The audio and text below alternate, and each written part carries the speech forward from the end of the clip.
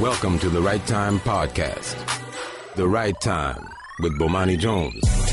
The bad guy's back, kiddos. Welcome to the Right Time with Bomani Jones on ESPN Radio, the ESPN app, and Sirius XM Channel 80. My name is Clinton Yates, filling in here on a Friday, and ESPN Radio is presented by Progressive Insurance. Of course, all guests appear on the Shell Pennzoil Performance Line, and if you dare step in my dojo, you can hit me up on the 1-800-Flowers.com Twitter feed, at ESPN Radio, at Clinton Yates. You all know the rules. If you come incorrect on my feed, I will embarrass you in front of your friends and your family, and I will not apologize. I've been eating fruits and vegetables all day, and I feel very good. I spilled salad dressing on my van, so I'm a little upset, which should make for a good show. But please do hit me up. And if you want to call us, 888-ESPN, 888-729-3776. It's that time of year, y'all. We're finally here. After 3 months of listening to everybody talk about what they were and weren't going to do surrounding this fight, every media member in America is in Las Vegas, Nevada. People are wearing sunglasses on TV shows while they're sitting outside. But your boy's back at home. I ain't there. I can't decide what I'm going to do, y'all. Do I want to brave the crowds? Do I want to go pay $20 and be amongst a bunch of dudes wearing tight T-shirts telling me about all the fights they've watched? Or do I want to go to somebody's house and sit through an undercard full of nonsense that I don't care about just in order to watch one fight at 1 in the morning so I can get back home at like 2 or 3? East Coast ain't really forgiving of these boxing fans. Or am I going to sit at home and watch a college football game, then take a little micro nap and wake up and watch the fight? That'll cost me $100. So I'm having some tough decisions. Do I spend $100 on this? Or do I go out to somebody's house? Because the thing is, after you add all that up, time, irritation, booze, food, we're getting toward the $100 mark if I'm out all night. And I'm not just going to pop out for the last bout. That doesn't make any sense, and you can't even calculate that if you tried. It's a serious trade-off, but I also realize that there's no way I'm not going to be able to watch the fight. Because I also happen to host another show. It's called The Morning Roast. It's on Sunday mornings, 9 a.m. to noon. Myself, Dominic Foxworth, and Mina Kimes, who you'll hear on this program later. Let's quickly run over the guest list. Myron Medcalf of ESPN is going to join us to talk about Mayweather-McGregor. Also, don't forget, we got a pretty big-time college football game we got happening Saturday. So we're going to get to that. That's at 4:15. At 4:45, my man Master Tesfatsion from the Washington Post is going to join us to talk about the Browns' anthem protest. If you haven't seen his latest story, he had the inside track on how all of that developed. You might remember that Hugh Jackson made some weird comments that got, I don't want to say taken out of context, but misinterpreted, at least from his standpoint. He's the head coach there, and he's a brother, so that matters. We'll get into that. 5 o'clock, Max Kellerman's going to join us. He was one of the individuals wearing sunglasses on TV today. He had a nice little polo going on, short sleeve joint. Max looking kind of diesel as well. Bulked up for the fight. I'm kidding. And Sal Pal is going to join us as well at 5:30. He's obviously in Vegas. We got a heavy Vegas show, so if you're not interested in this fight, you're going to be after today. And, of course, Mina Kimes is going to join us later. Take a look at the Seahawks as well as fight weekend. But, yeah, y'all, I'm torn. I'm genuinely torn about what to do, and I need your help. 1-888-ESPN, 888-729-3776. And let's put it on the poll at ESPN Radio. Should I, Clinton Yates, stay home and buy this fight, or should I wade out amongst the masses to watch it and enjoy what will be the most boring bout of the year in public? It's a tough question. 888-ESPN, 888-729-3776. Because here's the other thing. I'm not going to buy the fight and ask other people to come over to my house. I ain't doing that. I love my squad. I love people, but these bad boys are just too late. I don't like kicking people out of my house like that. If you're coming over, you're going to stay, and I ain't got that much room. So I'm going to buy it and sit at home like an idiot and watch this thing. If some of you tuned in to me filling in on the Dan Le Batard show a couple weeks ago, You might have heard that I paid $100 to go to a WNBA game. So I'm not averse to dropping an unnecessary amount of money to watch something I don't necessarily care about, but I might like. 888-ESPN, 888-729-3776. Clint Yates filling in here on the right time for Bomani Jones on a Friday. Brian in Nebraska, how you going to watch this bad boy? I'm not gonna watch it. I'm not gonna pay for it. I'll probably end up watching it on YouTube, honestly, because I mean, as much as I want Conor McGregor to win and win with a landslide, I just there's a part of me that thinks that it's gonna be just the S show. Brian, let me ask you this. Do you have a regular Sunday social function that you have to attend, a la a church, a la a practice, a la some sort of social club, never mind a national radio show, in which if you show up not having informed yourself or not having seen what happened, you are going to be behind the curve as to everybody else's conversation? Well, as a Husker fan, if you don't know Husker football, get out of my house. All right. Thank you, Brian. I appreciate the phone call. 1-888-ESPN, 888-729-3776. I am leaning toward buying the fight. I'm not going to lie. This is the hermit in me that likes this option. I'm also leaning toward, I wish there was some way that you could opt out. Like, you know what I wish was an option? I wish I could buy it and then go out and then say, you know what, tired of this, going home to watch the end. But if I didn't ever actually turn it on, I wouldn't get charged, or I would get charged like $30.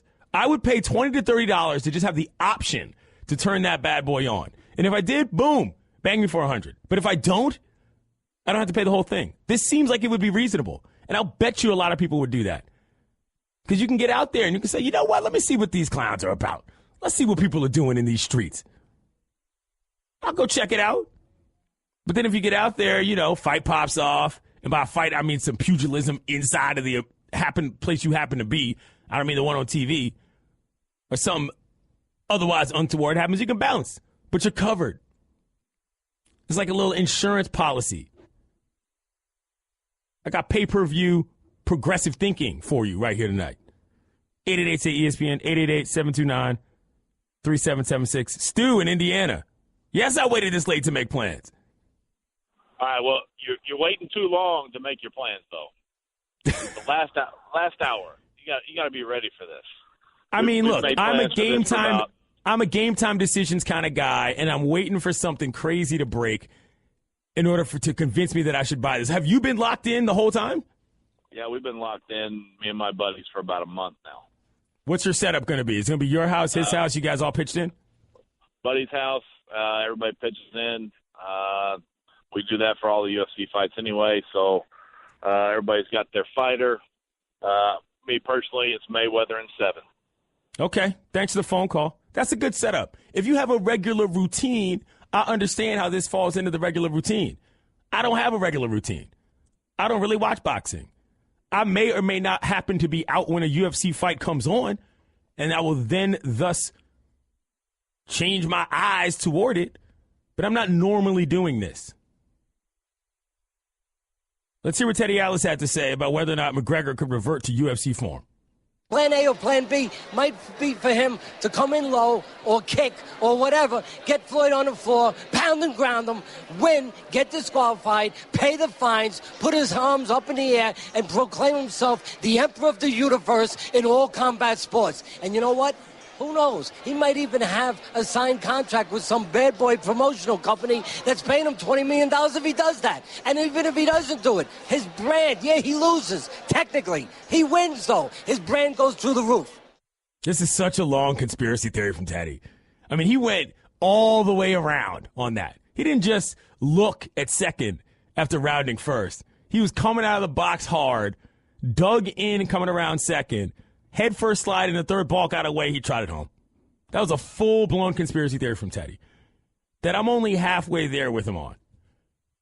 If Conor decides to go UFC, It's not going to get all the way to him winning the fight and throwing his hands up in celebration and collecting some check from some side goon company, Pulp Fiction style. In the fourth, your butt goes down. It ain't going to be all that. What's going to happen, and what your boy Yates is rooting for, is that McGregor's going to get frustrated and he's going to throw a quick roundhouse to Mayweather's head, and we will have a 40-man brawl in the ring, thus making a mockery of the proceedings, making the purse far smaller for everybody involved, and making everything more entertaining for people who do not otherwise care about either one of these individuals. You want entertainment? If McGregor goes UFC, you best believe Mayweather's corner is coming out of there faster than any of those guys in that dugout in Detroit did. Trust me on that. And because I happen to find both of these two individuals somewhat despicable, I'm actively rooting for chaos. Straight ahead, Myron Medcalf is holding down the Bristol coverage of the fight, and we're going to talk about college football, which gets underway this weekend. He's next. I'm Clinton Yates in for Bomani Jones. It's the right time on ESPN Radio. The Right Time with Bomani Jones. Almost fight night, but this is the right time with Bomani Jones on ESPN Radio, the ESPN app, and SiriusXM Channel 80. My name is Clinton Yates, filling in here on a Friday. Got a lot going on this weekend. Fight night, obviously, between Conor McGregor and Money Mayweather. Got a little college football as well that we got to talk about. And joining us is ESPN's Myron Medcalf on the Shell Penzo Performance Line. We'll get to college football later, Myron, but I have a very important question for you. Should I or should I not buy this fight? You got to buy the fight, man. You got to buy the fight if for no other reason, man. You got to be able to say you saw it. Like, you don't want to show up Monday morning and not know what happened. That's Monday morning, I got a show on Sunday morning. True. So I got to see it. You got to see it, man. You got to buy it. What do you think about this theory that there should be some sort of like tiered insurance policy where you can buy it for $100, but if you don't actually turn it on, you only get charged like $30. So like I could go out, and in case I'm having a bad time, I could just go home and then turn it on. That's what I wish I had an option for, but I don't.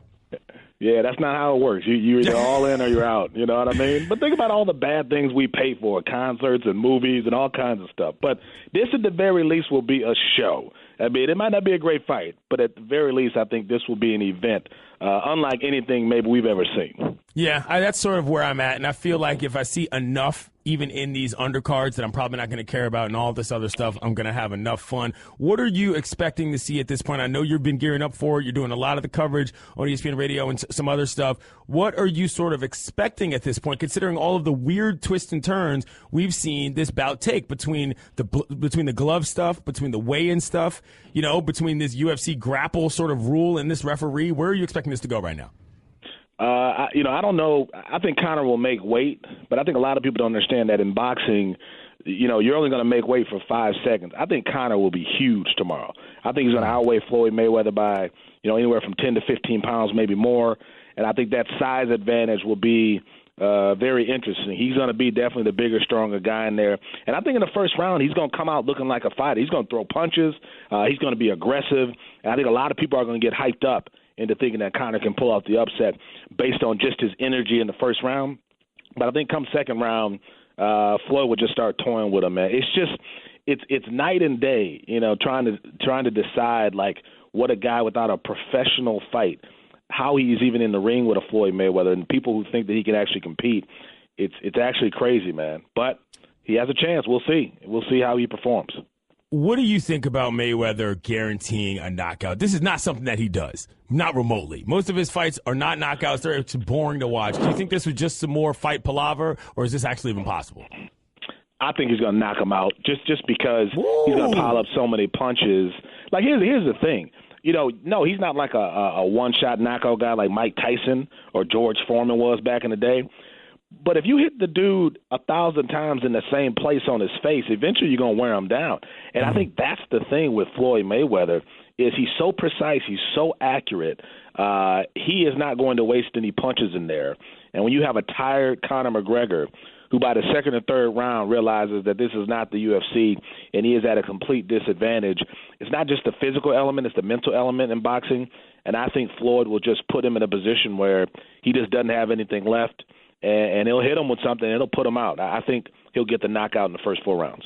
We're talking with ESPN's Myron Medcalf here on The Right Time with Bomani Jones. Clinton Yates filling in here on a Friday. Look, if Conor wins, Teddy Atlas has said that he thinks this would be a massive blow for boxing from a reputation standpoint, amongst other things. Do you agree with that as much as nobody seems to think he has a chance? Yeah, they would kill boxing. I mean, you got to imagine, this is the face of boxing. This is the current Mike Tyson, the guy who controls the sport, the most important guy in the sport. If somebody comes in without any professional experience and beats Floyd Mayweather, that is the end of boxing. Every single boxer in the sport will suffer if that happens, because the people who already think that boxing is a joke, they'll have confirmation. I think the few people who are hanging on and backing the sport, I think they'll even have their doubts. There'll be diehards like me who will always follow it. But in terms of a mainstream sport, it'll be the biggest embarrassment in boxing history if he loses, and I think that would dramatically affect the sport. Right, but Myron, I mean, come on, he's 40 years old, and also I think that there's an argument to say that boxing is not a mainstream sport. You know, if people already view it on the fringes, this kind of a freak show happening, I think, would be a point to the fact that it's actually good, and you can't just walk in there as an old guy and expect to beat somebody with no experience. Yeah, but I mean, the top guys are still mainstream. I mean, Manny Pacquiao and Floyd did 4.6 million pay-per-view buys. This one is expected to hit 5 million. The age thing, I think, matters when we're talking about a guy who's not an elite athlete. We're talking about Floyd Mayweather, a guy who's been doing this since he was a little kid, a guy who has never lost a fight. You know, this is not Man and Juice fighting in the park at the 4th of July family reunion. This is a dude who has been in the ring for 30-plus years, right? This is a dude who's been in the ring for 30-plus years. Listen, you could get some strong 20 or 25-year-old off the street and put him in a ring with Evander Holyfield right now. Guess what? Evander Holyfield will still put hands on you after 50. These guys are professionals. This is what they know. This is what they do. The age is not going to matter. Floyd's in tremendous shape. And again, he is 49-0. He's been doing this since he was a kid. He has instincts that Conor McGregor couldn't learn if he fought for 10 years in the ring. He has every single advantage. Age ain't nothing but a number. We're talking with ESPN's Myron Medcalf. Let's switch gears to college football, another thing you cover. We got a couple of big games this weekend. Michigan, Florida is obviously not the same tilt as Alabama, Florida State, but it's a big game. Talk to me about both of those. We got Jimbo Fisher facing off against Nick Saban for the first time. Yeah, I mean, with Florida, Michigan, I think the thing with Jimbo right now is it's not that people, I think, doubt him. I said Florida, Michigan. I meant you meant Florida State, Alabama. It's not that people, doubt who he is as a coach, but I think this is kind of the year where you go, okay, DeAndre's back. You've got all these talented pieces. Derwin James is healthy. You got all these guys who I think defensively, athletically, if you're going to match up with Alabama, a team that lost, I think, 9 guys off their defense from last season, this is the year. So I think this is one of those situations where if you're in that category, you have a great chance to make a stand early in the season. And I think this is one of those games where it's vital for both teams. Let's say Alabama wins. Not only does that matter, but it matters how Florida State plays the rest of the way. So you don't want to just beat Florida State and then find out they haven't lived up to the hype.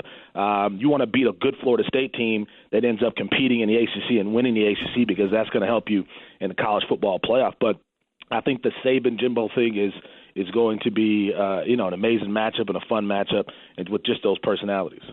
All right. He's Myron Medcalf. You're going to see him and hear him all over fight coverage this weekend. Thank you, Myron. Thank you. The Right Time with Bomani Jones.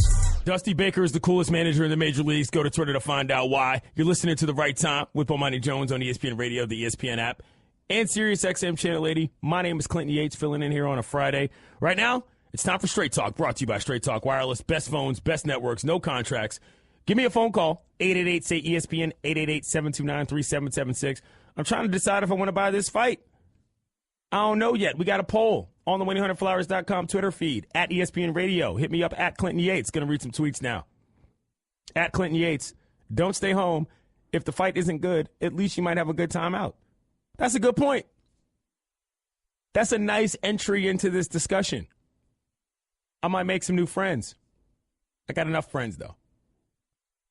And I like my house. But I like that idea. You save yourself something just in case you have a good time socially. At Clinton Yates, if you go out, make sure you're not in mixed company with mixed drinks. Not really sure what that means.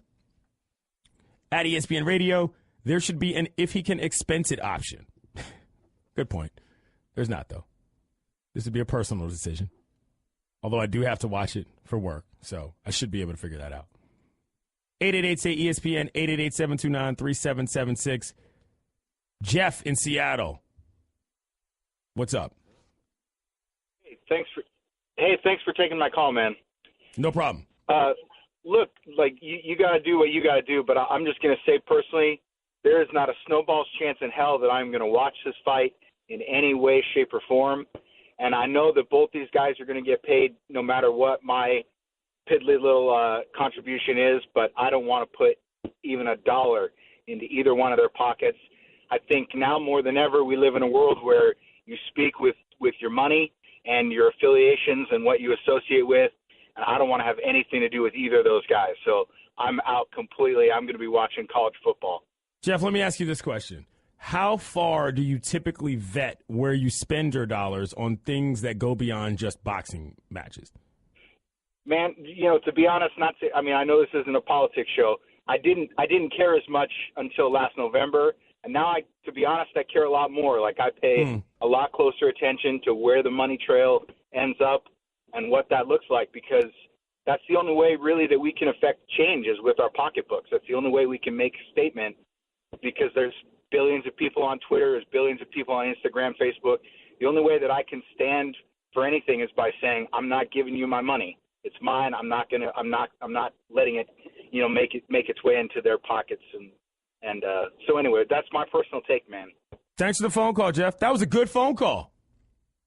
Take notes, y'all. Informative. Got through the follow-up question with a real deal reply about his real life. That was a good phone call. 888-ESPN, 888-729-3776.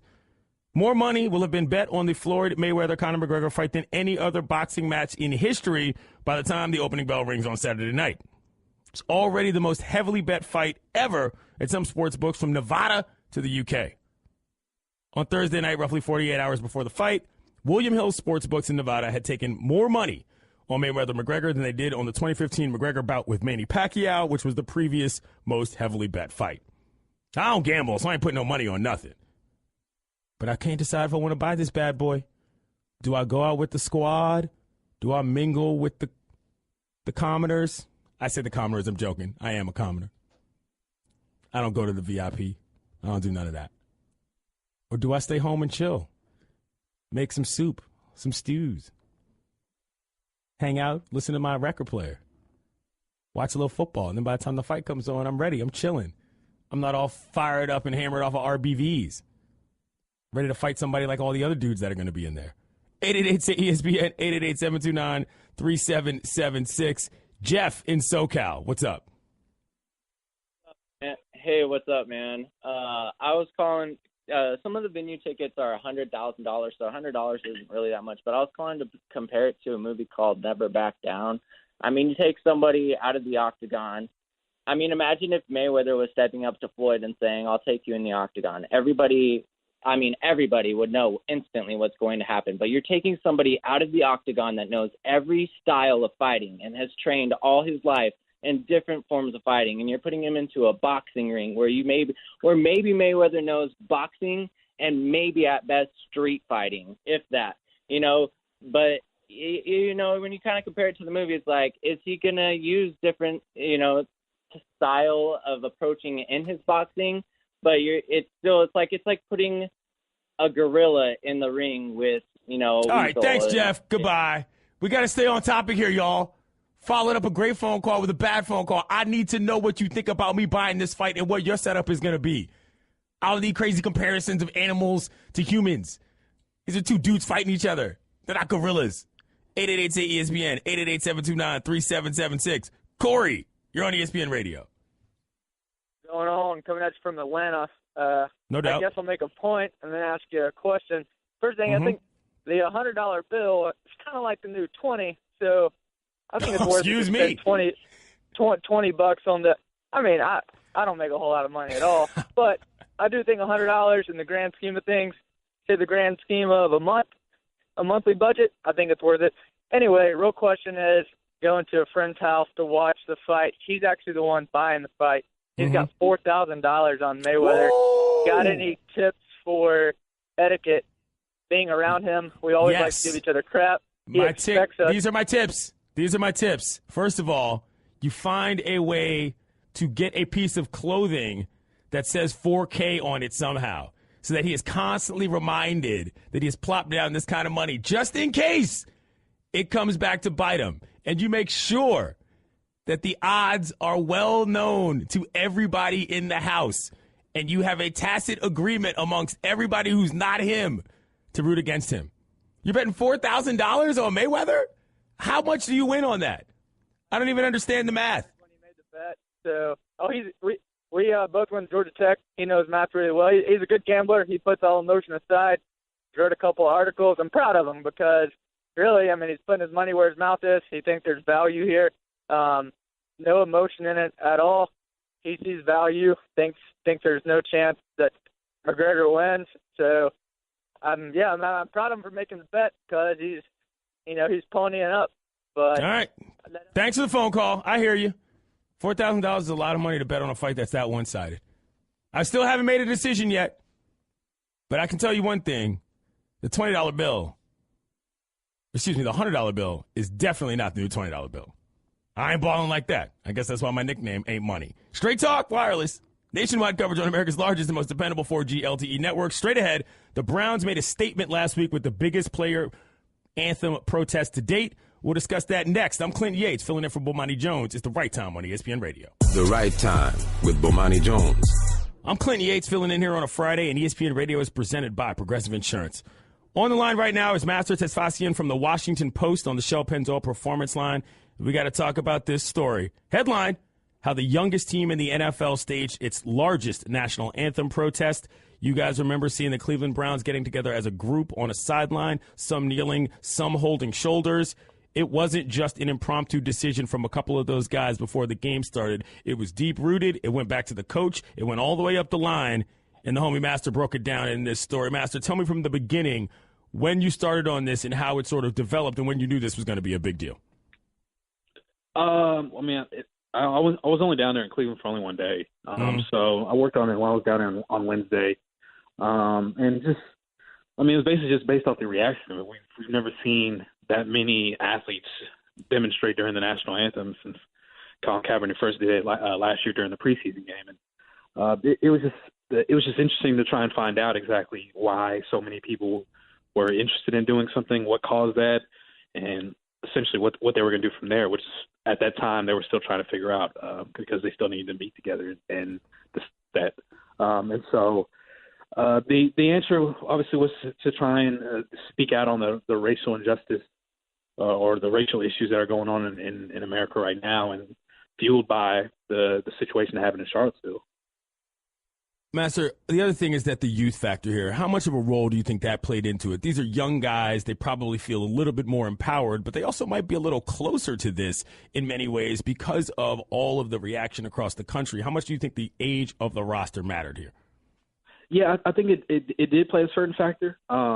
Just because, again, like you mentioned as well, just they're more aware and something that they didn't touch on, but also when you got these rookies or second-year guys, they're locked into their rookie contract as a 4-year deal. So, if a franchise already invested a second-round pick in you or a third-round pick, or do you use it as an important piece in their building block, especially in the situation with the Browns where they specifically decided to go extremely young with their roster and just build up on the draft and just stockpile draft picks, it's difficult for a team to quickly move on from them, if that makes any sense. And so whereas like where you see veterans, essentially they have 1 foot in and 1 foot out of the league, and their career could at any moment, and they're basically attempting to try and get as much money as they can while they still can, because there are very few situations that they will be in that will pay as much money as the NFL does. So that was part of it was interesting, and also just having you understand that obviously young people grew up in a digital age where social media always gave you a platform to speak out and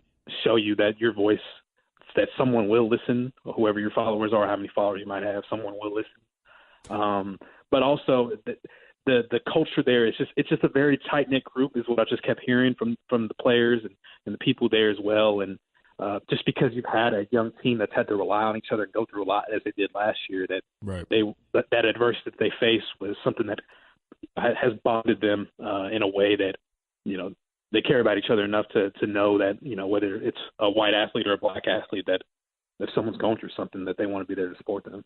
He's Master Tesfatsion. He joins us on the show, Penzo Performance Line. He writes for the Washington Post. I want to ask you about that, though. Seth DeValve, he was the first white guy to basically take a knee. In addition, his wife came out and wrote something that said, don't look at him as a white savior.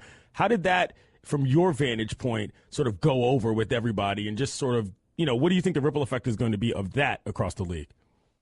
Yeah, his wife wrote a really nice piece on Very Smart Brothers, basically saying, you know, she was happy for him, but don't consider him as the white savior, as I believe the headline read. Right. And honestly, that was Seth's mentality too. He was at the podium on Wednesday speaking to the media, and you can just kind of tell that, as brief and quick as his answers were, that he didn't necessarily want to be the face of this. He specifically said that, like, this is not his fight that he's fighting as a white person. More so, it's just for him that he just wants to be an ally for this. And obviously that the feelings and understanding beyond just his wife is black, but also those of his teammates that were going through that were also African American within that locker room, was the reason why he felt so moved and felt to do that.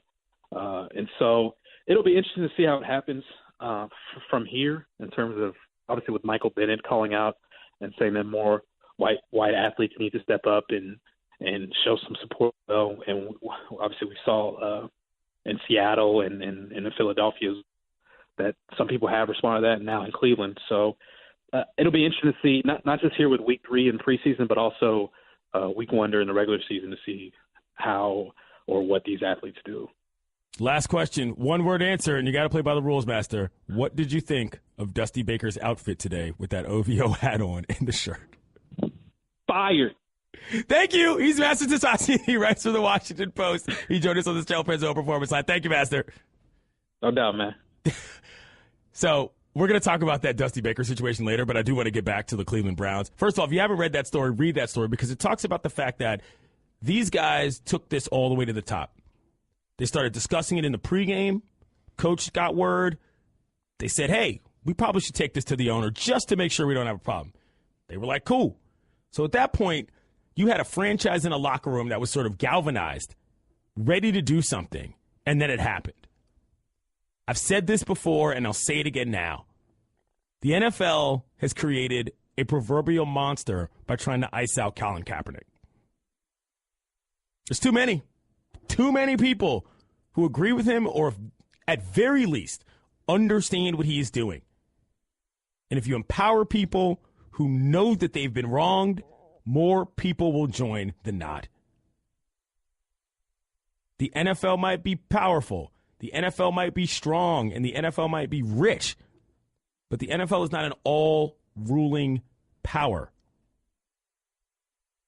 The players are going to do what they are going to do, and you wait until these touchdown celebrations start coming in and teams can do things as a group. Y'all aren't ready for 11 dudes to stand in the end zone with the black power fist in the air. Y'all ain't ready for that. And neither is any NFL owner, and most of the fans aren't either. ESPN Radio is presented by Progressive Insurance, comparing rates to help you save. Now that's Progressive. Call or click today and find out how much Progressive could save you. Straight ahead, First Take's Max Kellerman joins us from Vegas. Why didn't he join my man Stephen A. Smith dancing with the Jabberwockies today on First Take? We're counting down to fight night on the right time on ESPN Radio. And let me tell you this, Dusty Baker, your outfit is flames. Go check it out. I'm Clinton Yates, filling in for Bomani Jones here on the right time on ESPN Radio. It's Friday. Thanks for listening to the Right Time Podcast. Please come back Monday for more. And don't forget to listen to the Right Time with Bomani Jones from 4 p.m. to 7 Eastern on ESPN Radio and the ESPN app. Okay, Kevin, for the grand prize of $1 million, what color is the White House? I know this. 5 seconds. Oh, switching to Geico could save you a bunch of money on car insurance? Okay. Judges? That's true, Kevin. They'll allow it. Congratulations. You're a winner. Woo! Geico, because saving 15% or more on car insurance is always a great answer. Welcome to the Right Time Podcast. The Right Time with Bomani Jones. My name is Clinton Yates, filling in here. ESPN Radio is presented by Progressive Insurance, and all guests appear via the Shell Pennzoil Performance Line. You want to hit me up? Do so via the 1-800-Flowers.com Twitter feed, at ESPN Radio, at Clinton Yates. If you come incorrect in my mentions, I will embarrass you in front of your friends and your family. Don't be that guy with the nonsense. I'm going to get to a couple quick tweets here simply because that's what's going on. At Clinton Yates, blah, blah, blah. Browns don't have any games to worry about winning. Let's see winners focus on this garbage. Referring to the fact that the Browns decided en masse to protest the national anthem. They're winners to me as far as I'm concerned because they gathered together as a team. They sent a message they wanted to send. It's not all about wins and losses. Colin Kaepernick was trying to send a message about what's going on with police brutality and treatment in this country. You want to take a guess as to how many African Americans have been killed by police since he first protested? Hint, it's above 200. Anyway, we're talking about the fight, McGregor-Mayweather in Vegas tomorrow. Fight night it is. I can't decide if I want to buy this bad boy or not. 888-SAY-ESPN, 888-729-3776. What are y'all doing?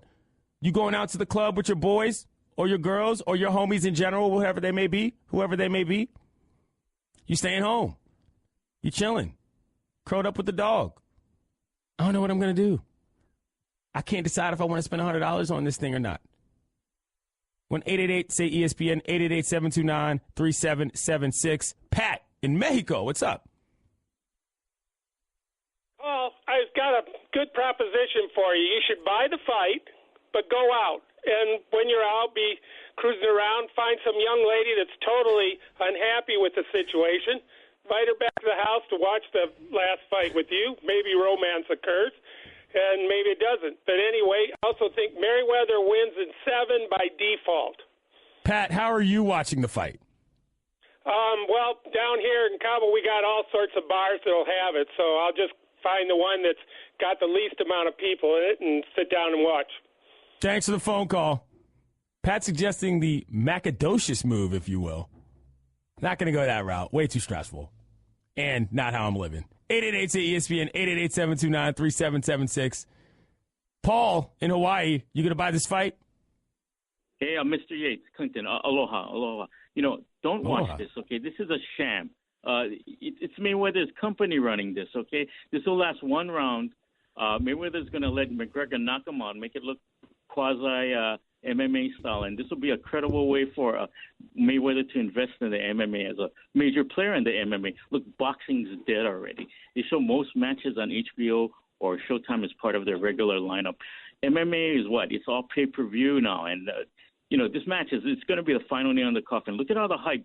Okay, they've discovered new tribes in faraway lands we never heard about, who have heard about this fight.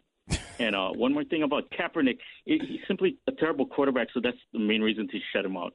Fines will happen before to those who take a knee before he comes back. Okay, thank you. Thanks, Paul. Flamed out there at the end. That was a B+ call until a terrible dismount made it a C- call. If you're going to come in with a side opinion after a lame joke, one of them's got to be fire. But I do appreciate it. Calling all the way from Hawaii. I've never been to Hawaii. I'd like to go to Hawaii. 888-ESPN, 888-729-3776. I will say this, though. Paul's conspiracy theory was excellent. He didn't go the Teddy Atlas route of the losing is still winning. He went the side route on the long con money trail route, which is actually pretty brilliant. So that might have been a bad phone call, but there was certainly a good idea there, which is pretty much makes it a wash. I hadn't thought about that, though, either. Mayweather becomes a major investor in MMA? That's a pretty good conspiracy theory, and I love a good conspiracy theory. That one was excellent. Clinton Yates filling in here on the right time with Bomani Jones on ESPN Radio. It's Friday. Can't decide if I want to buy this fight. If you want to weigh in on this, hit up the 1-800-Flowers.com Twitter feed at ESPN Radio. Got a poll up at Clinton Yates. That's me. Want to know what you think about this. Should I cop this fight? I'm leaning towards doing so, but I also don't want to sit in my house all night. I might do a version of what Pat in Mexico suggested, just by myself. 888-SAY-ESPN, 888-729-3776. First, let's hear what Teddy Atlas had to say about what would happen if Conor McGregor were to actually win this bout. We all get scared. I get scared a little bit because I care about the sport. It's a great sport. And that would really go a long way to destroying the credibility and the integrity of the sport. This is a big deal. That's a very, very important point.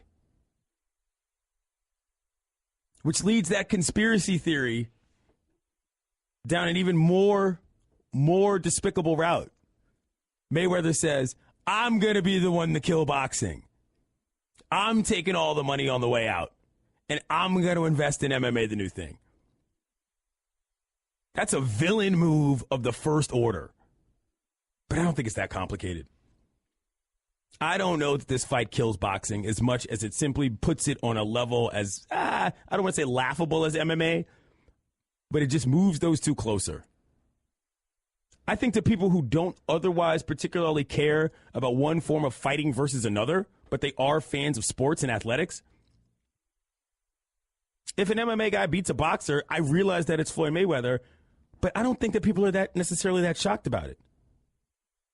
I mean, sure, you're surprised that it's McGregor and Mayweather, but 40 years from now, that just might be the thing that both of these bad boys need in order to survive. People aren't going to watch each other beat each other's brains in for the rest of humanity.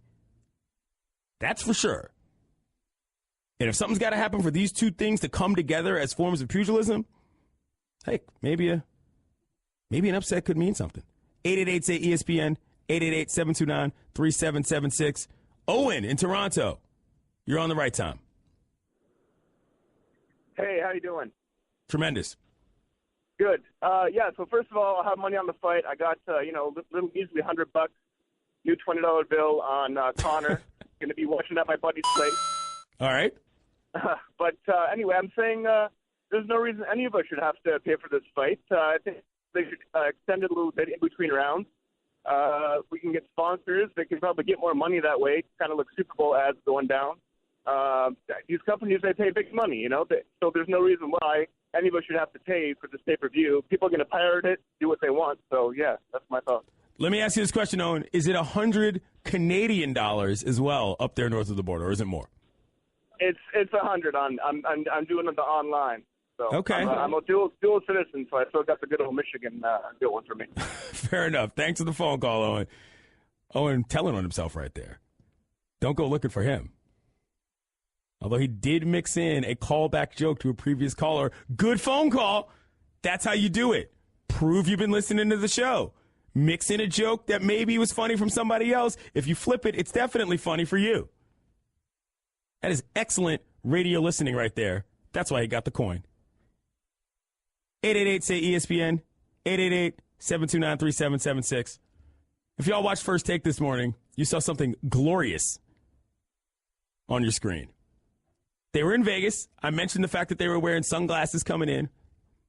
But before the Honorable Stephen A. Smith made his appearance, he came out dancing with the Jabberwockies. Some of you might remember Shaquille O'Neal's bit in this realm. And it was good. It was at an all-star game. I can't remember where it was. But he came out and did his little pop-locking deal. Jabberwockies are the ones with the white masks on. They've got sort of a whole team routine. But Stephen A., look, I got to say, I'm not one to critique anybody's dance skills. And I saw this right after it happened, so I heard what he said about it. And he made a very good point. He said, I don't consider myself a dancer, but I got rhythm, which is something that I identify with. I'm not going to embarrass myself on the dance floor, but not embarrassing yourself on the dance floor, being able to dance with a date, and then isolating yourself to a solo moment on national television, whoa, those are separate things. I don't know if I could have done what Stephen A. Smith did. And I could dance well enough to get by. I got enough moves. Myron Medcalf, who joined us earlier on the program, he can answer that. Last time I saw him, we were dancing to Cardi B in New Orleans. It was awesome. NABJ, shout out. But I don't know if I could have pulled what Stephen A. Smith pulled today. That's not easy to do. Dancing not just in front of people, but in front of cameras and keeping it together and added a little something to it, too. He didn't just do the routine. He didn't just do the required. He put a little stank on it, a little sauce, if you will. Stephen A. just went up a notch in my book. Shaq's, by the way, was at the 2009 NBA All-Star Game if you want to go check that out on YouTube. But make sure you check out Stephen A. first. He had the Jordans going. Pretty smooth. I'm impressed, brother. You know, nothing makes a summer birthday or anniversary more magical than 1-800-Flowers.com. Right now, when you order a dozen multicolored roses for only $29.99, you'll get another dozen absolutely free. Go to 1-800-Flowers.com/ESPN. Straight ahead, the Celtics and the Cavs pulled off the biggest offseason move in the NBA, but did either get closer to the Warriors?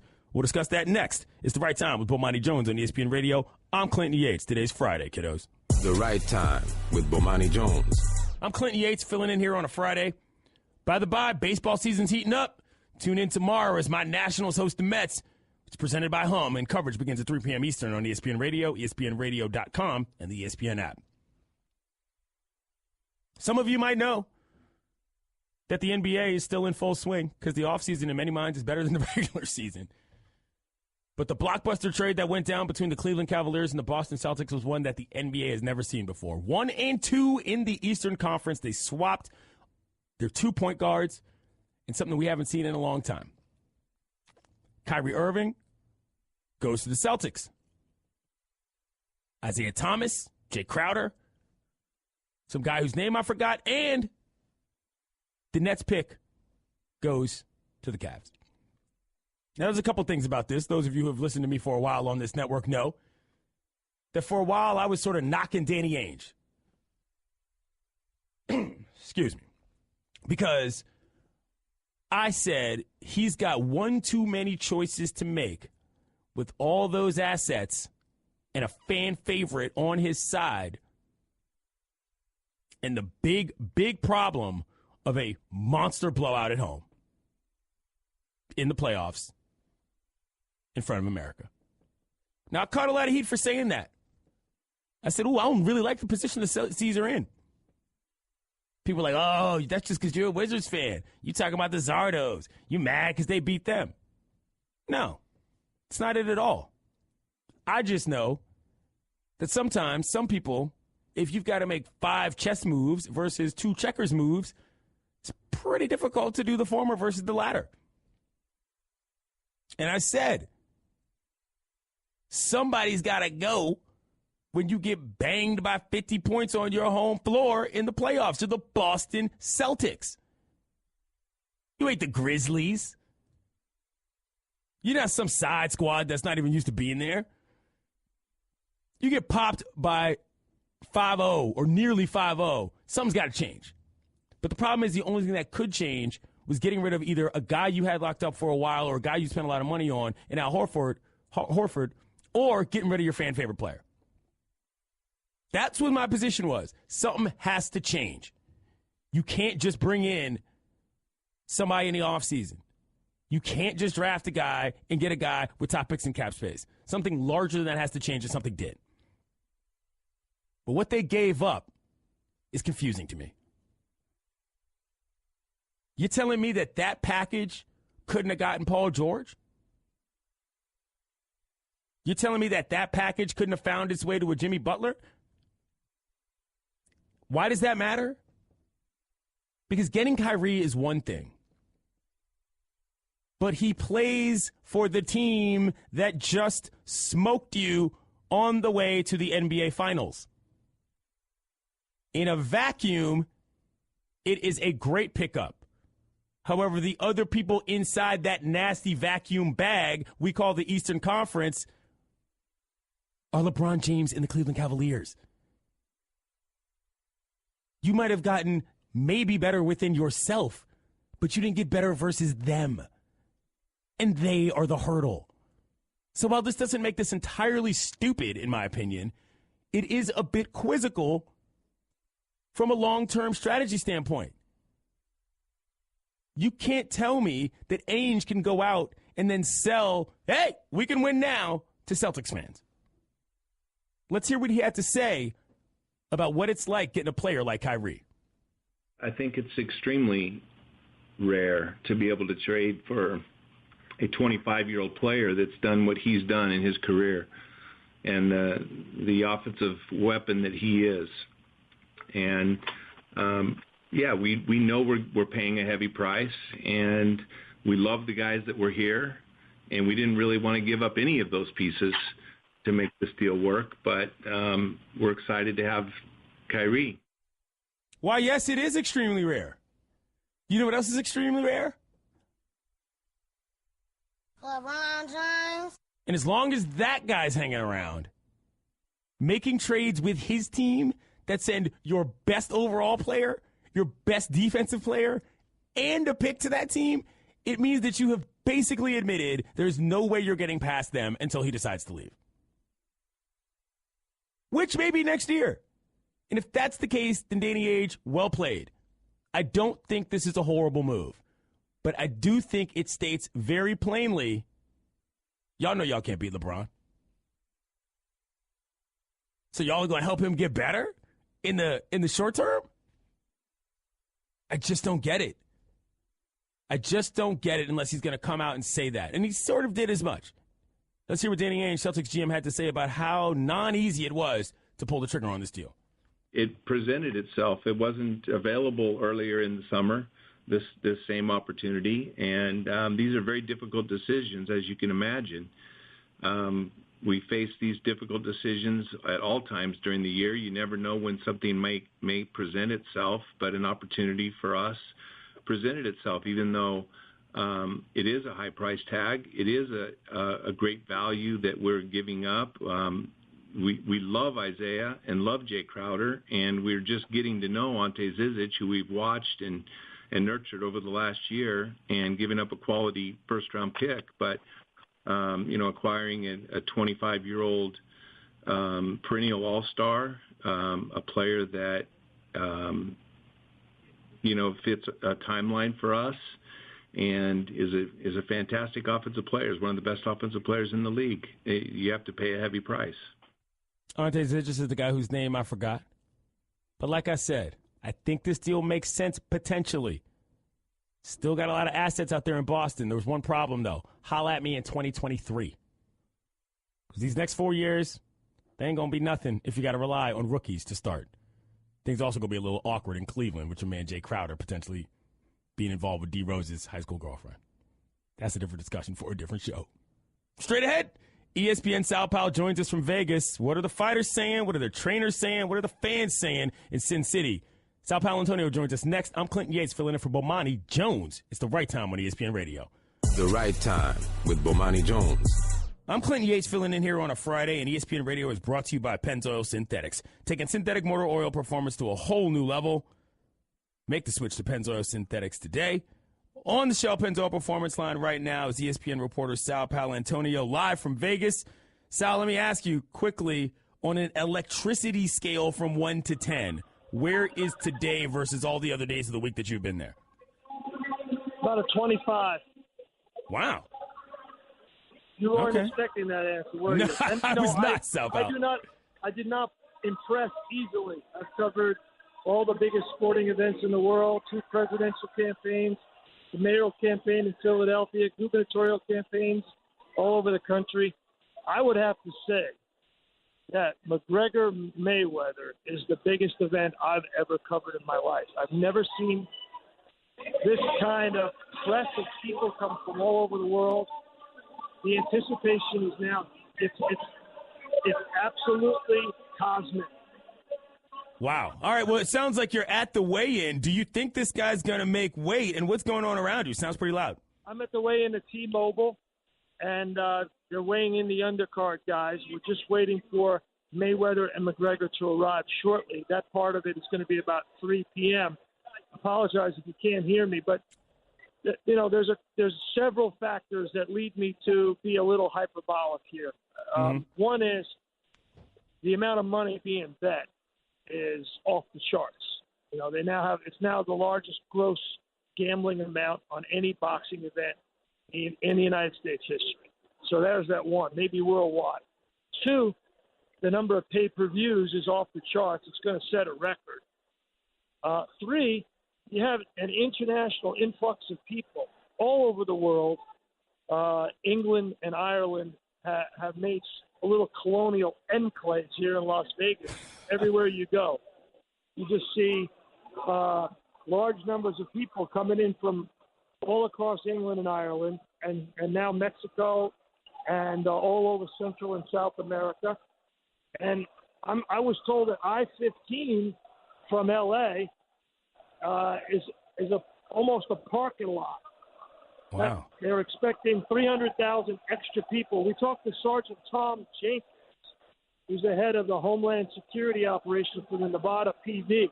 Yesterday he came in and gave us a briefing, and he said that they're expecting 300,000 people. They've already got evidence of gangbangers from L.A., Chicago, New York, Miami, across the border from Mexico, who have come in and are ready to make all kinds of crazy trouble because they know the amount of people and money that is going to be on the street in Las Vegas.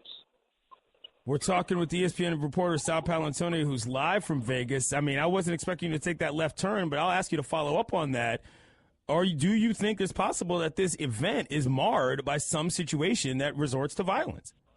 Yeah, no, I don't know. But when you have that many people here, I think it's critical to know that the Las Vegas Police Department is aware, and they have mobilized to make sure that is not the case. All right, well, Teddy Atlas said an interesting thing. He said that he thinks that if McGregor finds a way to win this fight, it is absolutely devastating to the sport of boxing because people just won't be able to take it seriously. Do you agree with that? Yeah, it's hard for me to know. I mean, Teddy Atlas is more of an expert on that situation than me. Right now, I'm just embedded with Mayweather, and I'm trying to report on what I see. You know, I'm a reporter, covers the NFL, has covered all kinds of things. And to me, this is a feast of journalism, right? There's so much going on here on so many cultural and sporting layers that I'm trying to be aware of exactly what's going on at all times. And I think I'm going to let the post-fight analysis after speculation to be left for others. I'm going to go back to covering the NFL next week. Right now, I'm interested in how this thing is going to go down in the next 48 hours. And right now, I'm fascinated by two things: the amount of money being gambled, how it's being gambled, and the number of people from all over the world who are descending on this city to be part of a unique cultural event. And then, just in the microcosm of things, what is McGregor's weight going to be today? And then move on from there. And then tomorrow we'll get into the nitty-gritty of the fight. So I'm trying to take it one play at a time. I hear you. All right. Well, last thing I'll ask you then, Sal, is what has been the craziest thing you've seen individually to this point in the Mayweather camp? Well, I haven't seen crazy. What I have seen is an intensity like I've never seen before. Wednesday night was really one of the biggest nights of my career in terms of what I saw. I was invited by Mayweather to be the only reporter, bring my camera into his last gym workout prior to the fight. And if it's his last fight, his last gym workout in his gym. So the word went out to all of his friends and supporters and family, and the friends and supporters of family of all of his proteges. Come to the gym Wednesday night, 7 p.m. So I got a call from one of his friends and said, "You're invited." So I went, and I was the only reporter there. And I was 5 feet from Mayweather in that gym while he worked out at a ferocious and violent pace for 3 hours on the bag. We shot it. Duncan Morgan, my cameraman, did a great job of shooting it. We put it on SportsCenter that night. And for 3 hours, we watched him work out. And it was really intense. And there were children there from ages 3 to 18 watching it up close and personal. And they saw something that was historic and special to watch this man who's been so successful in his boxing career work out. His last workout in his own gym. And then he blew me away. I'll tell you, he blew me away. About 11 o'clock, he says, "We're going running." and all of his proteges go out on the street on the asphalt, 90 degrees, and they run for 40 minutes after a 3-hour workout. I mean, I was blown away by that. Wow. All right. Well, he's ESPN reporter Sal Pal. He's live in Las Vegas, and he is witnessing what he says is the biggest event of his life. Thank you, Sal. All right. Well, that was interesting. The weigh-in is obviously noisy. Talk about Mayweather blew him away. To hear Sal Palantonio say this is the most intense thing he's been to, covered in his life. What? Might have to buy this fight. I mean, what are we talking about? That sounded crazy. Mayweather's doing 3-hour workouts and then running with his boys on the asphalt in Vegas, then showing up to gentlemen's clubs at 5 a.m. Man, apparently this is real. Everybody's all bought in. I knew this was going to happen. They were going to ramp it up early, tone it down, and then once it hit Vegas, everybody was like, I got to be there. I got to stunt. I want everybody to know I got cash. And that's exactly what happened. I'm going to have to buy this fight. Not sure enough, though. You know what I'm going to do? My final vote. I'm going to pull on my parents. Straight ahead, we jump into some NFL and college football we're going to see this weekend. Maybe. We're probably going to talk more about the fight. I'm Clinton Yates, in for Bomani Jones. It's The Right Time on ESPN Radio. The Right Time with Bomani Jones. I'm Clinton Yates, filling in here on a Friday. And if you want to give me a phone call, 888-ESPN, 888-729-3776. Of course, ESPN Radio is presented by Progressive Insurance. Trying to decide if I'm going to buy this fight, y'all. Sal Palantonio joined us last segment live from Vegas. Sounded like a madhouse. Apparently, gangbangers from all over the globe are coming to descend upon Vegas to enjoy the festivities in one way or another. I'm leaning towards buying this fight. I don't know. 1-888-ESPN, 1-888-729-3776. Tony in Minnesota. What are your thoughts? Hey, Deb. What's up, man? You're on the air. Awesome. Okay, I will pay for the fight for you. Just don't take me out and romance me. That'd be kind of fantastic. Here's the kicker. I got a different take on this fight. What if it's Mayweather just goes in? I mean, this is what I think is going to happen, and totally just beats McGregor up so bad and kind of embarrasses how he's the best fighter in MMA, and start to realize that none of these guys are really good at any one thing, and they're all just kind of mediocre at all of them. And it actually just establishes how great boxing is. Obviously, I'm a boxing fan, but so you're going for a potential a jack of all trades, master of none type situation where Mayweather comes in there and embarrasses the entire sport, not just McGregor. Exactly, because nobody's talking about that. They're like, well, he's going to win no matter what if he stands up and hangs out with him or whatever. And it's like, how about just establish that none of these guys are really that good at boxing, and maybe just boxing. And then also one other take on everybody picking the race deal, and it's everybody's I'm rooting for McGregor. This isn't Jordan Spieth fighting Mayweather here, okay? So it's like in all reality, picking that one or the other side is kind of obvious to me. So what's your setup going to be, Tony?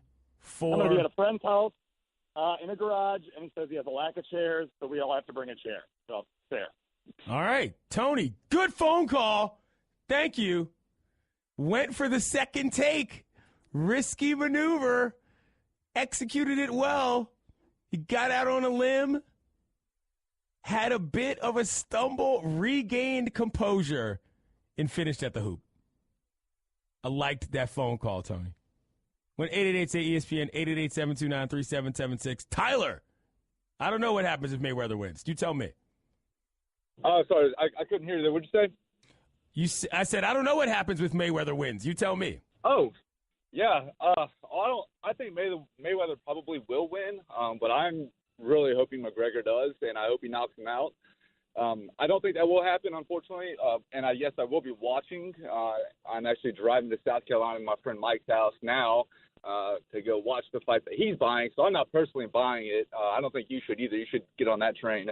Go somewhere, go to a friend's house who's buying it, and watch it with them. Okay, hold on here, Tyler. Hold on here, Tyler. How far are you driving to go to this friend's house? From Atlanta. So, I mean, how many hours is that, if I may ask? 3.5 maybe. Whoa, that's a trip. Yeah, I do it. I do it about once a month, anyways, and so we kind of scheduled our, I guess, August trip, or not really around this, but we said, hey, this flight's coming up. Let's do it this weekend. So it's pretty normal for me to go up there, and this flight just made it happen a little bit earlier than normal. All right. Thanks for the phone call. So, that's a decent setup. He's taking a roadie. Taking a roadie for the trip. I didn't go anywhere to watch the Eclipse, and I'm dang sure not going anywhere to watch this fight. Clinton Yates filling in here on the right time for Bomani Jones. 1-888-ESPN, 1-888-729-3776. Brian in Connecticut, how are you? Hey, Clinton, how you doing tonight? Tremendous. That's good. Yeah, I just don't see a way that McGregor's going to win. Not a big Floyd Mayweather fan, but I don't see any conspiracy theory. I mean, he's a boxer. The record's going to be important to him. And I'm 100% with you with Kaepernick. Cops kill people with impunity. It's just very strange that people are okay with that. I don't understand. But anyway, I won't watch the fight. I won't spend my money. I think Mayweather should beat him easily.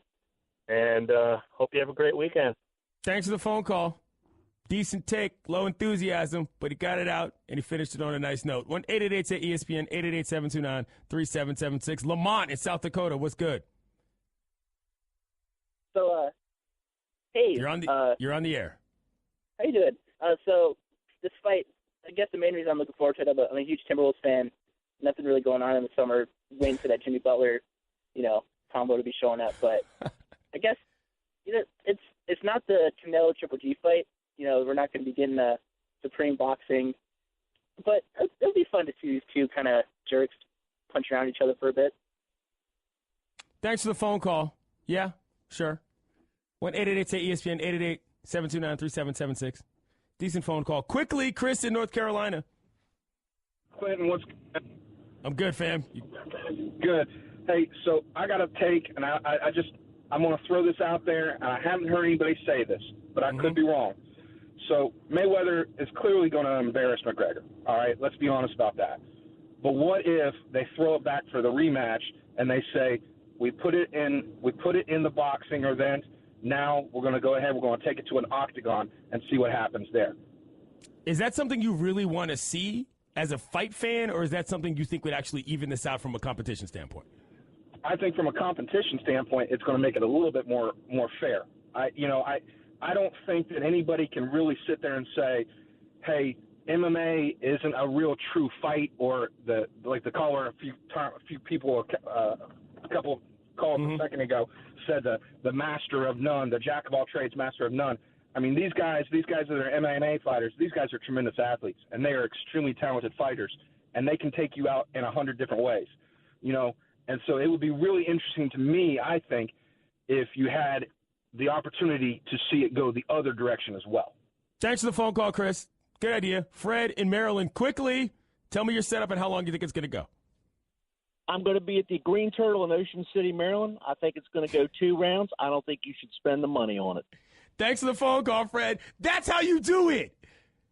Get in, get out. That was a great phone call. I thoroughly enjoyed that. Shout out to the Green Turtle, which if you listen locally in D.C., that is hilarious on so many different levels. Straight ahead, Max Kellerman from First Take. He's been in Vegas all week, and I need to know why he wasn't dancing with Stephen A. and the Jabberwockies. I'm Clinton Yates. I'm filling in for Bomani Jones. It's the right time on ESPN Radio. Remember, hit us up on the 1-800-Flowers.com Twitter feed, at Clinton Yates, at ESPN Radio. Let me know if you think I should buy this fight. I'm going to ask my dad at the end of the show. Clinton Yates, filling in on a Friday. Thanks for listening to the Right Time Podcast. Please come back Monday for more. And don't forget to listen to The Right Time with Bomani Jones from 4 p.m. to 7 Eastern on ESPN Radio and the ESPN app. You're listening to Love Advice with Leanne. Caller, you're on the air. Hi, Leanne. Longtime listener, first-time caller.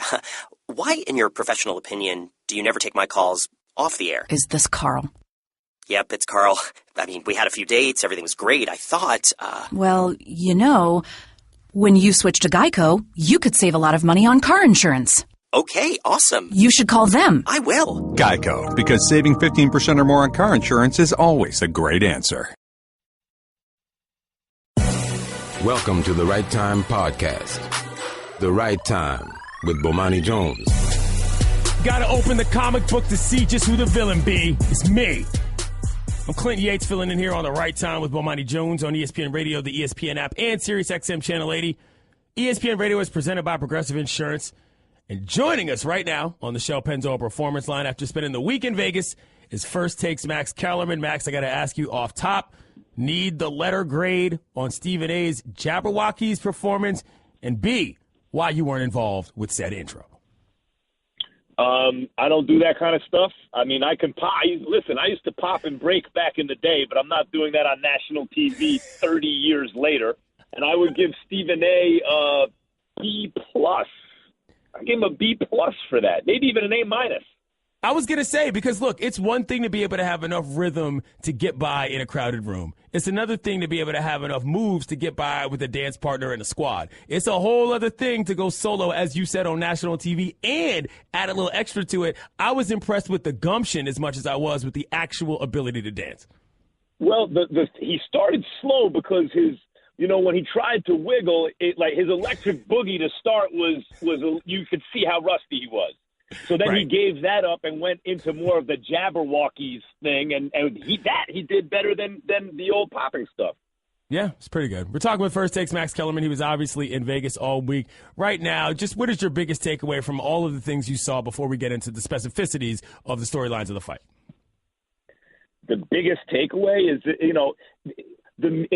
the reason this is a big event, other than the fact that, we still sell sports through storytelling, and these are two characters that everyone knows. They're around the same size, so they're crossing over disciplines because these are just the two characters that people are most invested in combat sports. So that's the reason it's a big event. But more than that, what Floyd and I think also Conor realized going into this, maybe just intuitively, is that the nature of the media, it's a structural issue more than anything. It's not like anyone's, in back rooms going, hey, media guys, can you pretend that this is going to be a competitive event?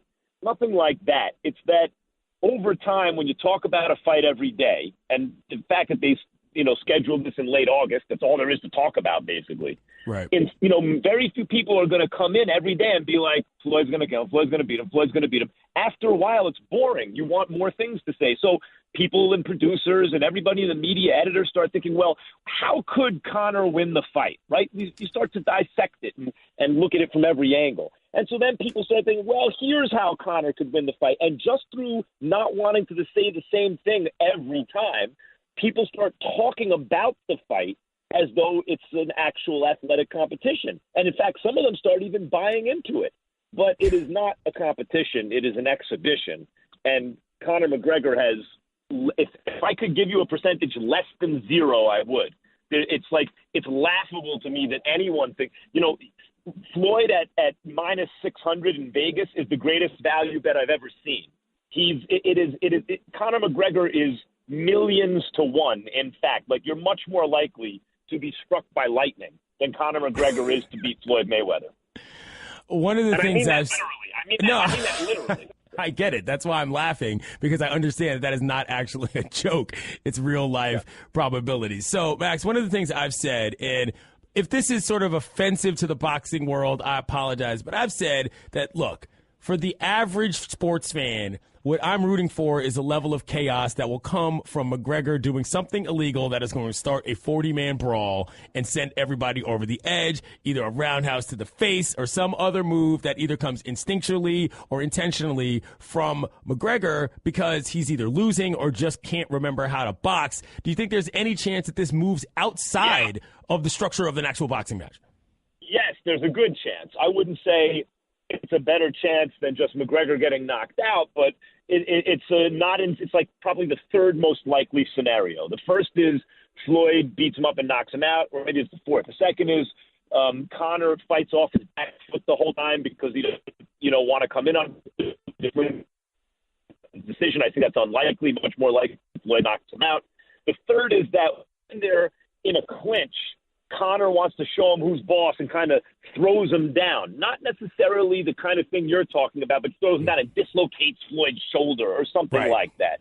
And then I think what you're describing is like the fourth most likely scenario, that Conor is frustrated in some way or doesn't want to be humiliated in some way and does something to DQ himself. That said,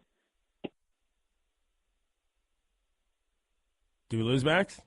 You know, his fighting career does not suggest that. He has a champion's heart, and you never know what happens if someone's essentially being undressed in front of millions of people and they feel humiliated.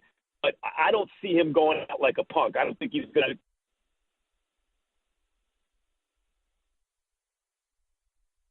That's First Takes. Max Kellerman joining us on the Shell Penzo Performance Line after spending the week in Vegas. Having some trouble with his phone line here.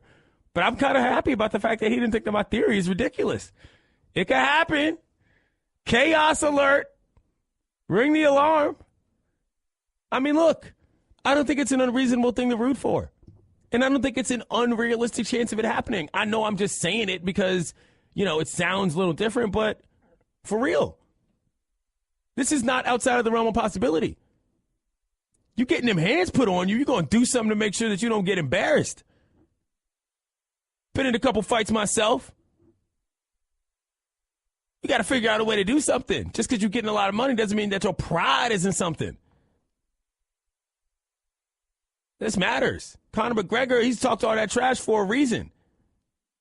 He's got to believe in his heart that he can at least make this something. Something that will hold up his reputation as more than just a dude who is an MMA guy. And if I'm thinking about this from Mayweather's camp side, that's where I'm thinking McGregor's trying to go. He's trying to find a way to just get a reputation that's a little bigger than just being that dude from Ireland in MMA. That involves embarrassing Mayweather with trash talk. He's not really going to be able to do that. That involves potentially throwing him to the ground. Okay. That involves hurting him with a move that he otherwise hadn't seen. There's that too. Max, you back? I'm back. All right, well, let me say this. Teddy Atlas said that he worries that if Conor manages to pull this off, it'll be the biggest embarrassment for boxing and it'll basically kill the sport. I don't believe that. What do you think about that opinion? Well, no, if Conor can't pull it off. If you want me to say, just humor me as a thought experiment, what if it happened? Then I would say the world just became a more interesting place because it revolutionized the way you'd have to think about, you know, combat sports. And you know, it would go right. It would make me question all the knowledge that I think that I'm certain of. You know, I mean, So, but the reason it would do that is because it's not going to happen. You know, it would be as though there was a badminton player, and it's a female badminton player, and she was a competitive college tennis player, but now she's the best badminton player in the world. And now she wants to play Serena Williams, having never played tennis since she was in college. Right. What would the odds be that she could beat Serena Williams? What would the odds be that she could get a point off Serena Williams? Which is why I'm telling you that well, it's a tremendous analogy. And with Serena Williams being my favorite athlete of all time, I understand it. I didn't get to ask him if he thinks I should buy the fight, though. I'm bummed. You have to ask him off the air, guys, because I really want to know his opinion. Alas. Give me a phone call. Going to stick with this. 888-ESPN, 888-729-3776. Paul in Pennsylvania, what's up? How you doing, buddy? Tremendous. You know, I like listening to your show. I love your views. You brought up a little bit ago, I was listening, you brought up Pulp Fiction, man. That's why I like listening to you when you talk. You bring up old school stuff. I dig it. But here, to answer your question, number one, you got to watch the show. You got your show on Sunday mornings. You got to know what's going on. If your bosses don't pay you for that, you're doing something wrong. And then you can take it off your taxes because it's a business expense. But here, look, I got two college kids. They both go to Penn State, a freshman and a senior. They're coming home tomorrow with like 15 of their friends that I got to watch. I got to pay for that fight. And then I got to pay for the both of them to go out after it and another $150. No, So you got to lay down the law, Paul. It's one or the other. You either have them at your house or they go out and fund it on their own. You can't be letting them gallivant and walk all over you like that. Clinton, they've worn me down, bro. I'm a retired Marine, 20 years. Thank you for your service. Well, my pleasure. I appreciate it. I'll stand in front of you for whatever you have to say because you got the right to say it, my friend. But I'm worn down. They've worn me down. I think a lot of the boxing guys brought up the points. He ain't going to beat Mayweather. The guy's the best defensive fighter of all time, and he's not going to get into trouble. He's going to make this guy into a punching bag. Right. That's how it's going to go. I love Mayweather for it. I'm a boxing freak, and he's the best. Enjoy, buddy. Thanks. Thanks for the phone call, Paul. A-plus phone call right there, y'all. Weaves in family experience. Gets a little back and forth in. When I start screaming, it doesn't get angry. Take notes from Paul in Pennsylvania. Max, by the way, says, just know what you're buying. Buyer beware, but go ahead and buy it. That's where I'm leaning. God, I wish I could get that little 20% insurance plan. Why haven't they invented this yet? I would almost be willing to pay a larger total for the option to have that option. There's a part of me that would pay $125 if I knew that if I didn't turn it on, I wouldn't have to pay it. But I could if I chose. ESPN Radio is presented by Progressive Insurance, comparing rates to help you save. Now that's Progressive. Call or click today to find out how much Progressive could save you. Straight ahead, might have to talk a little baseball. They're fighting there, too. I'm Clinton Yates, filling in for Bomani Jones. It's the right time on ESPN Radio. The right time with Bomani Jones. Sliding into the weekend, it's the right time with Bomani Jones on ESPN Radio, the ESPN app, and Sirius XM Channel 80. My name is Clinton Yates, filling in here on a Friday. By the by, tune in to an NL East rivalry on Sunday Night Baseball as my Nationals host the Mets.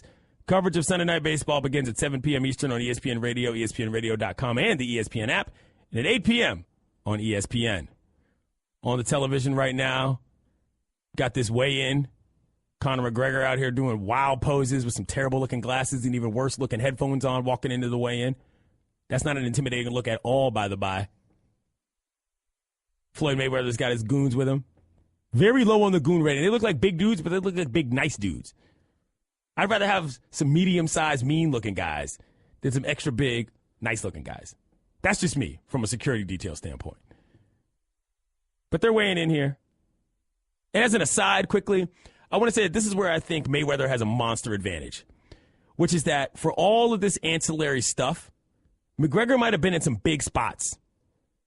McGregor's probably fought in the biggest of the MMA fights. But he ain't seen nothing like this.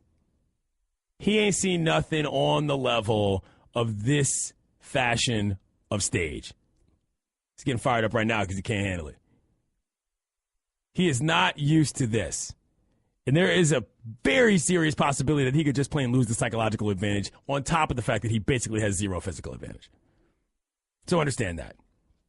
Anyway, speaking of fighting, for those of you who hear me on this network a fair amount, you know that I'm a big baseball fan. Baseball is my favorite sport. It's the sport I care about the most. Thursday at Comerica Park in Detroit, the Tigers and the Yankees got into it, and it was ugly. Discipline has been issued to members of both squads as a result of the bench clearing incident, and Joe Torre has made his announcement.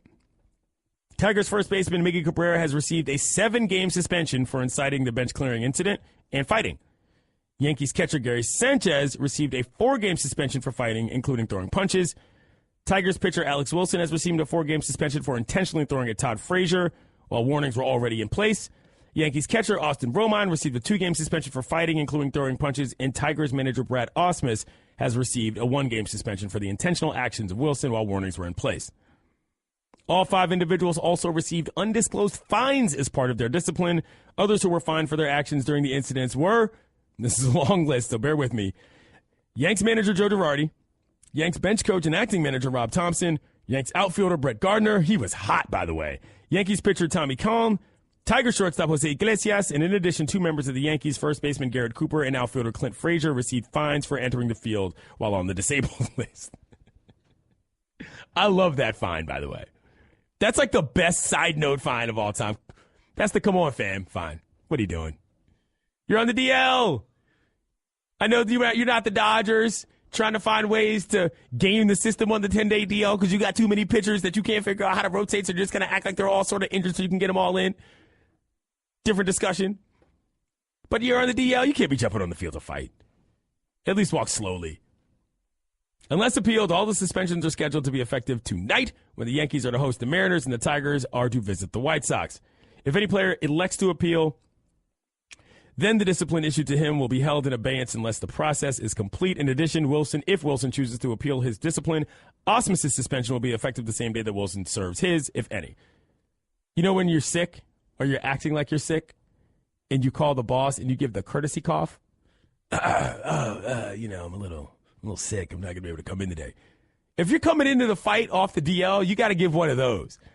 You got to have like a big cartoon-sized cast or like crutches or something. You got to make it obvious that you are hurt and you're coming in out of solidarity with the squad. Not because you might be lying about the fact that you're a little hurt or your recovery happened a little faster than it needed to. But it's funny that that's actually a penalty to come off the bench when you're disabled. But coming out and just hollering and screaming is not really a problem unless you punch somebody. That said, a couple things we got to go over about this fight. First of all, Miggy hasn't been able to connect all year. Certainly couldn't connect when he was fighting either. Hands were a little low, although he cleared space for the hands pretty well. My favorite baseball player, Roughneck Odor, as I like to call him, who knows how to connect when it comes down to fighting. He sort of perfected this moves on the base pass. Because a lot of times you'd see guys in Major League Baseball fight, and it would come in a difficult situation. At the end of a run to the mound, like it's hard to throw punches when you're running. And you have to stop, and then everybody sort of decided what they're going to do. And then it's a little bit more difficult from a punches thrown and landed standpoint. My man Odor, which, by the way, he's been doing this since the minor leagues. If you want to look up something and see some fights, go back to Roughneck Odor's. And yes, I call him Roughneck. Understandably why. Go back, check him out, fighting in the minors. When he banged out Joey Bats that one time, he popped up, cleared him just enough room to be able to get that 1-2 in, hit him so hard his helmet fell off, as did his shades, and his chain did a 360. That's the going technique in Major League Baseball now. Miggy Cabrera tried it. He got to it. But he didn't connect on any of the punches. And he ended up getting tackled. If you're going to clear the room to actually throw the full punches, you got to be able to connect. All that being said, the beanball culture in baseball is completely idiotic. If for no other reason, it's just a massive waste of time. All this nonsense about the code of the game and this, that, and the third. There's a reason for it, and I get it. And I understand why it happens. Sure, these fights might have been entertaining on some level, and I might be talking about it because I have to. But it's a waste of time. And that's ultimately why I have an issue with it. But Miggy, come on, man, get your hands up. Got to learn how to get that two-piece. Especially if you're going to be challenging guys at the plate who actually have armor on. There's only one place you can hit him where he's not protected. It's in the face. He took his mask off for that reason. Miggy Cabrera's season of swings and misses continues. Straight ahead, Mina Kimes, co-host of The Morning Roast on Sunday mornings on ESPN Radio with me and Dominique Foxworth. She joins us. We're going to talk about a little bit of everything, including, of course, the Seattle Seahawks. I'm Clinton Yates at ESPN Radio. It's The Right Time with Bomani Jones. Today's Friday, kiddos. The Right Time with Bomani Jones. You're listening to The Right Time with Bomani Jones on ESPN Radio, the ESPN app, and SiriusXM Channel 80. My name's Clinton Yates, filling in here on a Friday. ESPN Radio is presented by Progressive Insurance, and all guests join us on the Shell Pennzoil Performance Line. On said line right now, ESPN The Mag, Around the Horn, otherwise awesome person, and co-host of mine on The Morning Roast on ESPN Radio with Dominique Foxworth. Tug emoji. Mina Kimes. Hey, Mina. Hey, happy Friday. Thank you. How are you? I'm good. What do you think I'm doing right now? What do you think I'm preparing for? Probably The Morning Roast, but I guarantee you that Lenny is involved. A Seahawks preseason game, 5 p.m. Pacific time. Week 3, baby. My bad. I didn't even realize that, but that's a good segue so we can get right to it. Somebody whose name I should know did this whole thing where they ranked all the quarterbacks into 5 different tiers, and your boy, Russell Wilson, was a little low. What's going on with that? Yes, so that is QB tiers, and it's fascinating. Every season, Mike Sando talks to executives, scouts, whatever people around. I think actually executives, GMs. It's all anonymous around the league, and then he uses a system to come up with rankings based on that. So it's kind of a informal consensus, if you will. It's not what Sando thinks, but it's what they think, and it is a little crazy. I mean, Wilson, they're taking into account the fact that he was hurt last season and played behind a trash offensive line, but they know how good he is. So it's a little preposterous to me, to be honest. So what is your routine for this game? I'm sure you've got Lenny the dog, and you're going to have another setup. What's your situation tonight for week 3? I got a new hat. I get a new hat every year, so I will be sharing some images of that hat probably. I went old school this year. It's the royal blue. But, week 3 is for the heads, the preseason heads. It's always the best one because, you technically usually get to see the most of the starters. But, people are not playing as much. I think yesterday there was some disappointment. Cam Newton only played like a single series. He threw 2 passes. Coaches are really worried about their guys getting hurt. I mean, after what happened with, Odell, who can blame them? Mina Kimes of ESPN the Magazine and Around the Horn and the Morning Roast and every other outlet you find her on. She joins us here on The Right Time with Bomani Jones. My name's Clinton Yates, filling in here. All right, forget about all the Seahawks nonsense. I know you've been watching the Mayweather lead-up. Did you see Stephen A. Smith dancing on First Take this morning? Clinton, I did. And I know you did. What are your thoughts? I loved it, obviously. First of all, so I'm a Deborah Rocket fan. I think I find that stuff very entertaining. I'm a Korean woman. And what I liked about it was how much work he had obviously put into it. Like, you could tell, there'd definitely be some hotel room work in front of the mirror, some crack. Like, none of that was spontaneous, and that is why I respected it so much. I feel like there are 3 levels of dancing. There is the I have rhythm I can keep up in a room. There is the I have enough moves to dance with a partner and potentially not embarrass myself. And the third is I can survive an isolationist situation in a group. And the third is the hardest of all of those to level up to. Do you think you could do this on national TV? Heck no. I'm the 3 levels you described. Maybe that's why I respected it so much. Like, I'm fully in the second tier, Like, that's what we saw out of Stephen A. That was like singing a cappella. Like, that was, 100% putting himself out there. Do you think you could have done it? I do, but I don't know that I would have taken it as seriously. I would have done something that was ostensibly silly just to sort of throw off the bit and be like, hey, I know that I'm really not that good, so I'm going to do something idiotic to make you realize that the joke's on me, and then sort of move from there. But he stuck with it and nailed it. I've got to say, I didn't know that Stephen A. had that in him myself, so I was a little bit surprised. I wonder if the mask helps because you're like not seeing how other people perceive you, so you feel freer in a way. Maybe that plays a role in it too. I don't know, but yeah, he committed with every ounce of his body. He committed. It was very, very good. Mina Kimes, co-host of mine on the Morning Roast with Dominic Foxworth, joins us here on The Right Time. So, about this fight, I'm trying to decide this, Mina. I've been asking people all day. We put it on the poll on ESPN Radio. Should I buy this bad boy or not?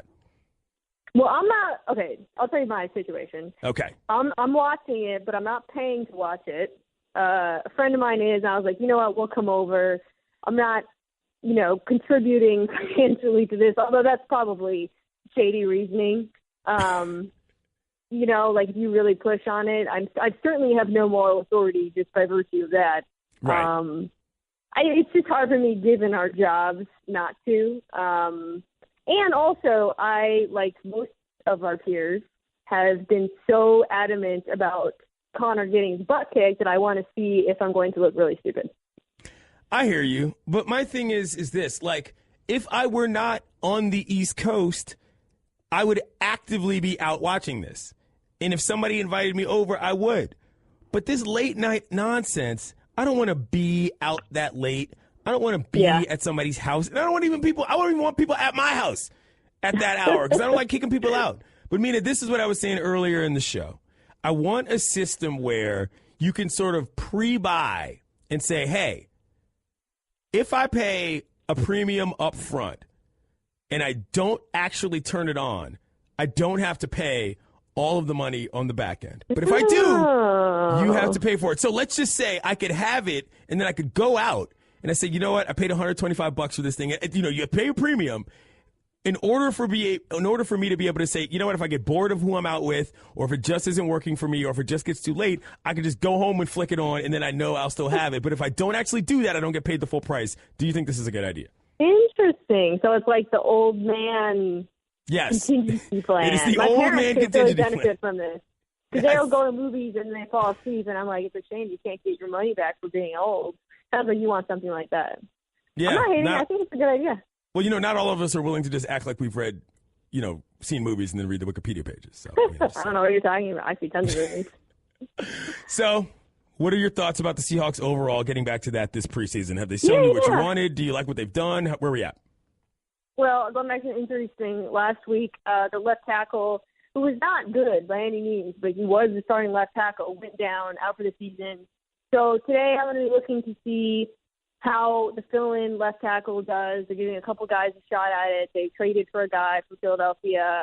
That's pretty much the main question mark right now with the Seahawks. You know, Russell Wilson will probably play. I would say Russell Wilson. Russell Wilson will probably play most of the first half. So it should be good. I watched your boy, Miami J. I watched the full half of him yesterday. He looked pretty good. I saw a sack fumble, though. He did fumble. He did come on stick color. Like, he did a little bit of fumble, a little bit of deep ball, a little bit of interception, a little bit of touchdown. It's like the spice of life. He did look crazy in that Miami jersey, though. It was, like, very surreal to see him in turquoise. Miami J. I'm pretty excited about it. She's Mina Kimes. You can catch her on the Morning Roast with me and Dominic Foxworth, or on Around the Horn with other people. Kate Fagan's filling in, by the way, this week. I saw that. Saw her earlier this week. And, of course, in ESPN the magazine. Thank you, Mina. Thank you. Talk to you soon. Say hi to Lenny for me. Lenny's her dog, for those of you who don't listen to the Morning Roast. What's wrong with you? You obviously should be doing that. It's clearly the great show. Straight ahead, my final decision on what I'm going to do regarding this fight. I've asked my dad. I will read you those text messages coming up. And we're going to shout out to Maryland in the best place you got to watch the fight this weekend. I'm Clayton Yates. It's The Right Time on ESPN Radio. The Right Time with Bomani Jones. You're listening to The Right Time with Bomani Jones on ESPN Radio, the ESPN app, and SiriusXM Channel 80. My name's Clinton Yates. Getting you through a Friday. Want to thank everybody who joined the program today. ESPN's Myron Medcalf. He came on to talk about Mayweather McGregor, and we discussed a little bit the Florida State-Alabama game that's happening on Saturday night, in case you didn't know that, if you're looking for something to do before this bout. Master Tesfatsion of the Washington Post came on to talk about the Browns' anthem protest. He wrote a tremendous story about how the youngest team in the league managed to pull all of this together and got one of the white guys on the team to kneel with them, a first in the league. That was a fascinating discussion because that story goes deeper than just what happened on the player and on the field level. It gets into the locker room level all the way up the line. So I'm happy that happened. Sal Pal Antonio joined us from Las Vegas. He was live at the weigh-in.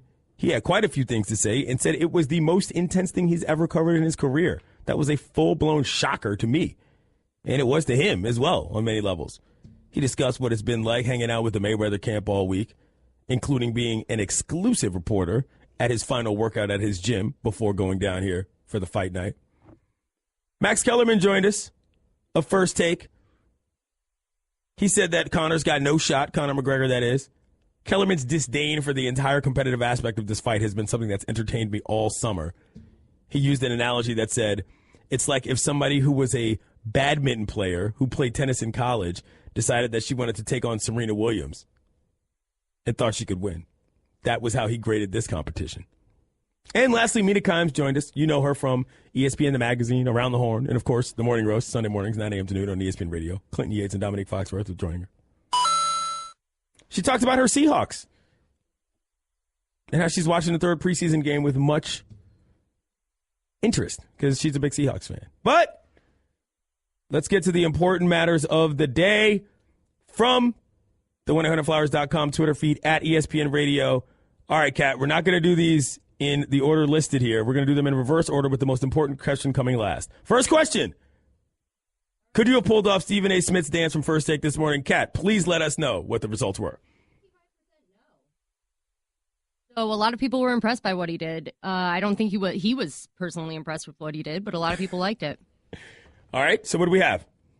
65% no. 65% no. At least you all are honest. Because like I said, there's 3 tiers to dancing.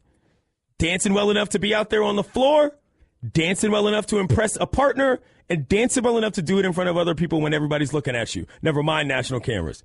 Stephen A. Smith did well with that. I could not have gone that far without at least making a mockery of it to let everybody know that I'm not serious. He took it seriously and pretty much nailed it. And he said afterwards, I have rhythm. I'm not quite a dancer. Very well said. Question 2. Would a McGregor win destroy the reputation and legacy of boxing? That's what Teddy Atlas said. Kat, results, please. This one's almost tied. It's 51% no and 49% yes. Ooh. Okay. This is an interesting question because as much as I think that that's a possibility, I don't know how seriously people take boxing anyway. This is sort of my whole point on this. Boxing and MMA are closer in the average sports fan's mind than I think people realize. This isn't going to change much.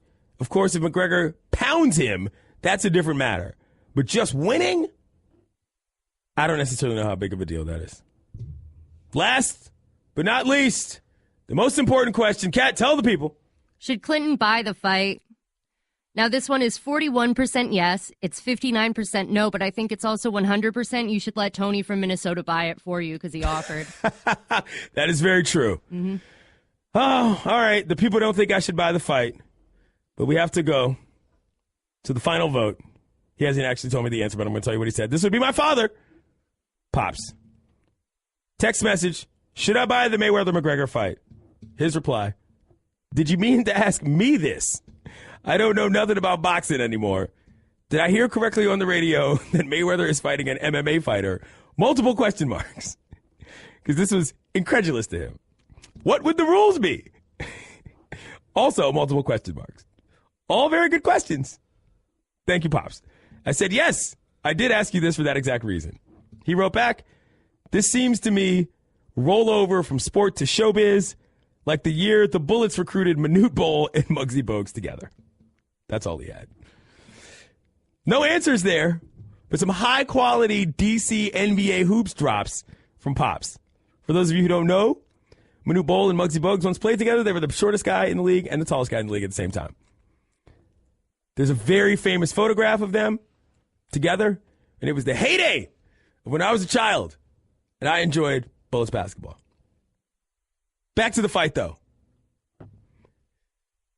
Got a couple choices here. And, man, I wish my contingency plan was a real thing. I could buy it and say, yeah, I got it if I need it.